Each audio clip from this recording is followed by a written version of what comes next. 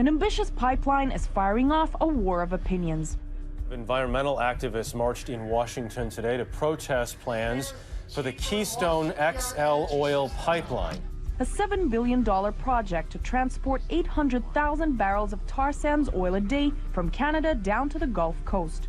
In Washington, a showdown on the Senate floor today over the Keystone XL pipeline. The vote to approve the controversial project has big political implications. The pipeline would create 20,000 jobs, but opponents say the environmental risk is too great.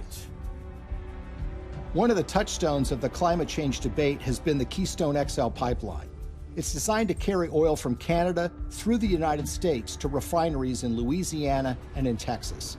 The environmental movement has wholeheartedly rejected this deal from the beginning because they believe that it's going to further contribute to the problems of climate change. Pipeline. 1.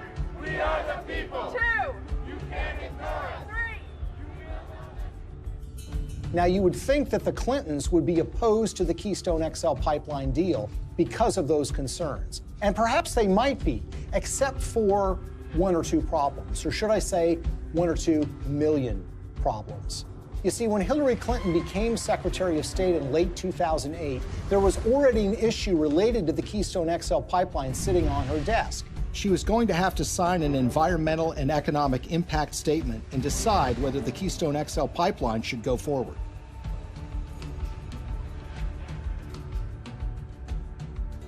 At that precise time, Bill Clinton gets a lucrative offer of nearly $2 million to give 10 speeches in Canada for the first time ever from a company called TD Bank Investment Group. He gave the last speech in May of 2011. 3 months later, Hillary's State Department releases an environmental impact statement that was seen as largely supportive of the Keystone XL pipeline in a way that was massively controversial. Hillary Clinton, in effect, was betraying the environmental movement by greenlighting this deal, when she had in her hands the power to kill this deal in its crib. It was shocking. Organizations like Greenpeace and Friends of the Earth were stunned.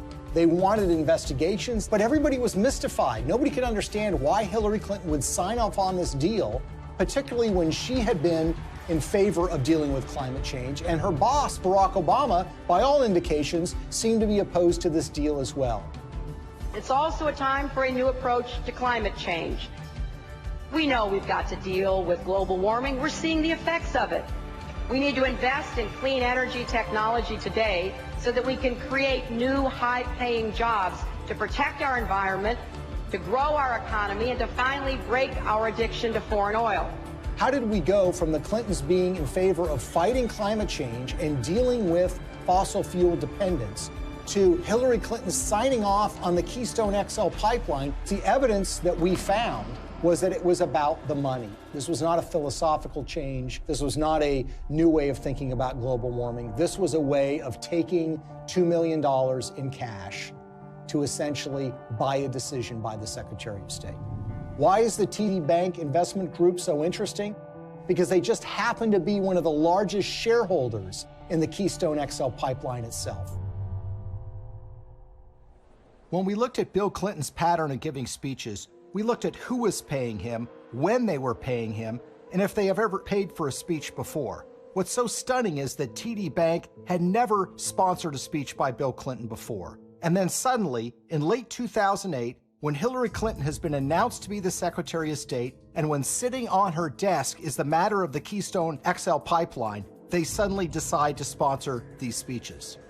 And when people realized that the Clintons had pocketed about $2 million at the precise time Hillary Clinton was making this decision, it all now suddenly made sense. Because as we've seen repeated over and over and over again, when it comes to the Clintons, you have to follow the money. And in the case of the Keystone XL pipeline, they seem to have abandoned their principles, their commitment, as it was, to combating global warming and dealing with our dependence on fossil fuels. They jettisoned that when $2 million showed up and suddenly came out in favor of the Keystone XL pipeline. When you see this sort of pattern of behavior, you can't come to any other conclusion that it's a system of pay to play. And again, other entities appear to have picked up on this business model too. Well, Bill Clinton has been paid enormous sums of money over the years to give speeches. On average, he gets a little less than $200,000 per speech. But something happened in late 2008. his speaking fees skyrocketed after he'd been out of office for years. The reason was his wife had become Secretary of State. In fact, 11 of the 13 speeches for which Bill Clinton has been paid $500,000 or more occurred precisely when Hillary was the most powerful diplomat in the world.